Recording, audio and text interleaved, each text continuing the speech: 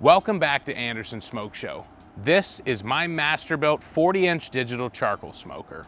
Today we're going to do a review on this new Masterbuilt charcoal smoker. We're going to go over some pros and some cons. We're going to compare it to the Masterbuilt Gravity Series, and we're going to light it for the first time for you. So stick around and see how we do it. If you're new here, I'm here to show you that backyard barbecue can be fun and easy. So be sure to subscribe to my channel and ring that bell so that you can keep up with the latest content. Be sure to like the video, write me a comment, let me know what you think of this Masterbuilt 40-inch digital charcoal smoker. Now let's get at it. Now the first question that you might ask yourself is, why did I buy this Masterbuilt charcoal smoker? A few reasons. Little did you know, I traded my Pit Boss vertical smoker for 2 bowling balls. I felt that I needed those more than I needed the smoker. Then I realized that I missed the extra space and the capacity that I had with my vertical smoker. I liked the Masterbuilt Gravity Series, which I still have it, and I liked the concept of smoking with charcoal. So I thought that this cabinet smoker was the perfect option for me. Now, a few features of this charcoal smoker. Just like the Masterbuilt Gravity Series, it has a PID controller. It also has over 1,300 square inches of cooking space, which is one of the main reasons why I bought this. On top of that, you can cook with a mixture of charcoal and wood, which is going to give you an awesome flavor. It also has Bluetooth and Wi-Fi connectivity. So as long as you're on your network, you should be able to see what's going on in this smoker. Let's compare this smoker with the Masterbuilt Gravity Series. Obviously, they both run on charcoal, and you're able to put some hardwood in there to get some additional flavor with that wood. One of the things that I noticed immediately when I got this smoker was the cord. Now you're gonna say, what's the big deal? It's a cord, just like any cord. Well, there's a couple things. Look at the gauge of that wire. It's a nice, thick, sturdy cord. Where do you think this cord come from? And if you guessed my router, you're wrong. This is the cord for the Masterbuilt Gravity Series 560. From the day that I opened the Masterbuilt Gravity Series, this has bothered me. This is not an outdoor sturdy cord. I was afraid that running over it with the wheels on my Masterbuilt was going to ruin it. The second feature of this cord that sets it apart from the Masterbuilt Gravity Series is something that I'm going to have to show you over at the smoker. So here's the smoker. Down on the left side, you will see a port, and during the assembly, you will put this part together. What that is strain relief. That keeps you from tugging on the printed circuit board on the back of the controller. Now, if you were to trip on the cord, instead of it yanking on the back of the controller, there are 2 screws that mount the other end of this cord to the frame. And so if you were to trip, you'd yank it right out without putting any stress on the back of the controller. Now, if you've got a Masterbuilt Gravity Series, you'll recognize this controller because it's the exact same thing. You've got your 4 probe ports over here, you've got your power button, your temperature set, your probe, your Bluetooth and Wi-Fi connectivity, and a timer, and you've got your dial where you will make adjustments to those settings.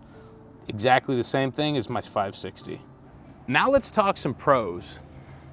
This is a great entry-level smoker. You've got a lot of space, and you get it for a really good price. At $350, this vertical smoker is extremely affordable. And for those of you who can't quite get into the pellet game, I know there's a lot of you who just aren't a fan of pellets, this might be an option that you're interested in, as this runs on charcoal and you can add those wood chunks to add that additional flavor. On top of that, you've got 1,320 square inches of cooking space. I could do easily 8 to 10 racks of ribs inside of this smoker, no problem. I could do 4, 5, 6, 10 chickens in here if I really wanted to. And it's awesome. It's got a water pan that's gonna help keep the atmosphere moist inside of that smoker while you're on them long, low and slow cooks. It's got some nice racks, and I'm very happy at how sturdy they are when they are in the smoker. I've seen some of these vertical smokers where I've almost knocked the racks out adjusting food, and that's no good.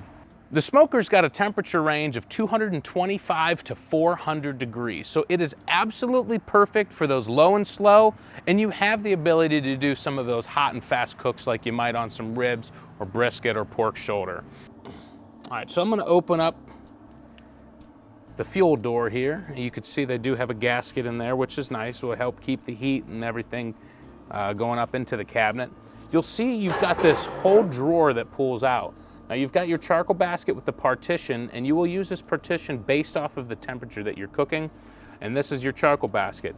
You can hold up to 16 pounds of briquettes or 12 pounds of lump charcoal inside of this basket, which will give you upwards of a 13-hour cook time dependent on the temperature and the outside conditions. So let's talk about some of the features of this that I'm not a big fan of. First of all, the entire cabinet is single wall steel. I mean, this thing is pretty thin. The real test is gonna come during the Ohio winter and see how well this holds up to temperature. Now, personally, if it can maintain temperature using that PID controller, I'm fine with it burning extra fuel. Charcoal's not that expensive, no big deal. But not being insulated, not being a double wall construction, it might struggle, but we'll have to see. To go along with that single wall construction, we've got handles all over the place. We got a handle on the front door, we got a handle down there, the fuel access door, got handles on each side. My only complaint with this is that there is nothing rigid behind this, that this is just attached to the wall and it will bow in and out as you yank on it. I don't like that. There is no seal on this cabinet door. No seal at all on this cabinet door. So what do? I tighten up the hinges so I can get a nice tight seal. Now that I've tightened the hinge, I'm gonna show you what happens to the wall. I was trying to get a nice tight fit. When I tighten this here, it buckles on the wall. I mean, that's that thin single wall construction. So you have to be very careful or else you're gonna bow this and do some serious damage. Now, I talked about there not being any seal on this door. This is something that I find as a problem, and I will put some form of a seal on the inside of this door.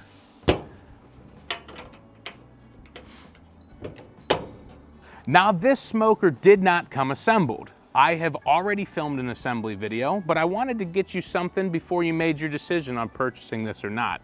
Before I get too far into it, once I have my assembly video ready, I'll put a card right here, but until then, just keep listening.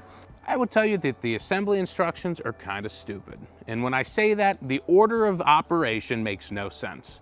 When you start this assembly, you flip it up and put it on its top, and you start to build it from the base up. So you're attaching the fan on the bottom, you're attaching the legs, the wheels, you're putting a bunch of screws in down there. Then you stand it up and you start putting the racks and you start building everything else, put the doors on, ready to go. And then you've got to connect the wires. There were multiple steps that could have been done when the smoker was still upside down to where I had to crawl around on the floor and try and get it wired up and try and get it put together. It would have been so much easier to just handle that while the smoker was upside down. So Masterbuilt, if you're listening, I would consider reordering your assembly instructions. Now, I have not fired this up yet, and the reason why is when we assembled it, we finished it pretty late, and the burn-in process is gonna take you at least 2 to 3 hours at a minimum, and I just didn't have time to do it. So today, I am going to do the initial burn-in, and I'll include that in the assembly video, but I'm gonna show you how to light this smoker. So let's do it. Now, for the initial burn-in in the smoker, they want us to run it at 275 degrees for 2 hours. Now, there's a couple modifications that you have to make when you're running it at 275 degrees and above. The first thing, you've got your heat deflector. You need to insert it like this. If you're doing below 275, you put the heat deflector like so. But because we are doing 275 and above, we're gonna leave the heat deflector like that. The second thing, when you're cooking at 275 degrees and above, you need to remove the partition. This basket you need to put all the charcoal right in that basket. Down in the front right-hand corner, there is a place to put your fire starter, and that's where we will put ours. For this initial burn-in, they want us to put about 6 to 8 pounds of charcoal. So I've got some Kingsford Blue here. I'm just gonna pour some of that in here.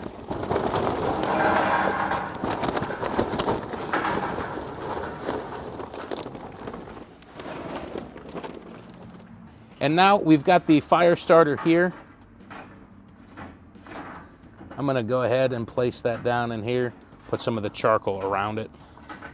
Now, when we're cooking above 275 degrees, they want us to put another fire starter down in the back right or the back corner. Now that we have the fire starters loaded up in, I've got my butane torch that I use with my Masterbuilt Gravity Series. We'll get this thing lit.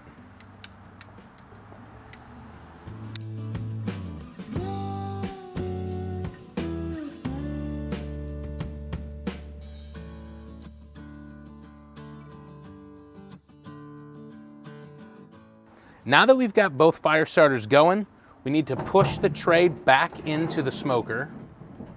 We need to close the top door, and we're going to leave the bottom door open for the next 3 minutes.